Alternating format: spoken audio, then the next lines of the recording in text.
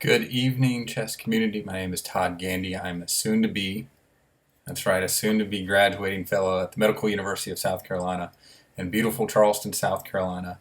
I'm making a quick video as part of my application for the Early Career Professional Development Scholarship offered by the American College of Chess Physicians. Very excited by this opportunity and very appreciative of the chess community for making this scholarship available to soon-to-be graduates. As part of the application process, ACCP asks that applicants make a quick video in a YouTube-style format answering three kind of simple questions that they pose to the applicant. And so here it goes. First question posed by the college states, what do you think are the main professional challenges you will face after finishing training?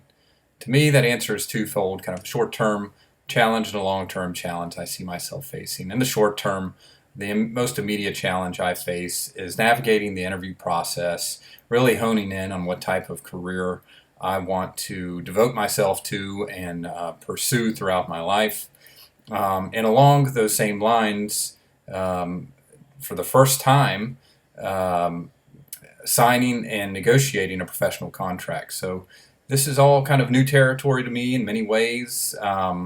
I've been in training for the last 7 years. I was in medical school 4 years before that. Yes, I've had interviews along the way, but not in the traditional sense. My friends, my peers outside of the healthcare industry have been doing this for 10 or more years, and I think many of them are comfortable with this process. And so I'm really going to lean on friends, peers, colleagues, mentors, even some legal advice to really help me navigate this process, specifically signing and negotiating my first professional contract, which I'm very excited about. I have several interviews upcoming in kind of a hybrid type practice, which is really what I'm looking for, a mix between a community-based hospital and traditional academic practice. So that's what I have to look forward to in the upcoming months, and very excited to keep everyone posted on that process. The second, more long-term challenge I see myself facing throughout my career is a challenge that I don't think is unique to me. It's not unique to the field of pulmonary critical care, allergy, and sleep medicine. It's a challenge that spans the healthcare industry, all fields of medicine, and that being answering the call of the healthcare crisis that we're in the midst of. And so improving access to care while simultaneously improving the value of care. So in essence, bringing down the cost while improving the quality of the care we provide. Now this is a challenge that has spanned the entire history of medicine. Yes, that's true, I know. And I certainly don't want to downplay the generations before us who have risen to meet this challenge. But I think my generation, our generation, faces a unique challenge in the sense that we have a very quickly growing and aging population, while simultaneously we have in many ways a stagnant population of healthcare providers. So I think we're going to really have to be innovative in meeting these challenges. I think we're up for the challenge, but I think first and foremost we really got to look into ways of improving access to care throughout all fields of medicine, but certainly within pulmonary critical care as well. I'm from South Carolina. I'm looking to stay in state after the completion of my fellowship. South Carolina ranks very low on the list in access to telehealth, access to healthcare in general, and in the overall quality of healthcare we provide. So this challenge specifically holds true to me and my home state, and so I think it's one, again, we're up for. I'm excited to face these challenges, but that is something we have to look forward to in the coming years and decades. So that's my answer to the first question. The second question posed by the college states, what do you think this scholarship will help you, how do you think this scholarship will help you in facing these challenges? So I think the American College of Chess Physicians plays many roles for the practicing physician. Again, for me, I said I'm looking to get into kind of that hybrid practice setting. I think that's the best fit for me, where I'm still going to have opportunities to teach medical students, residents, perhaps even fellows, but at the same time maintain that kind of community hospital, close-knit um, family community. Um, and so I'm a little bit concerned that getting away from the traditional large academic institution, I might lose some of my academic zeal. And so I look to our professional societies that we hold dear, in particular the American College of Chest Physicians, to really fill that role for me. And so that is one. Additionally, in regards to the more lifelong big challenge I think we face in medicine, that is to improve access to care and improve the value of the care we provide. I think I have big ideas for possible solutions. I know my friends, my peers, my colleagues, my mentors also have big ideas.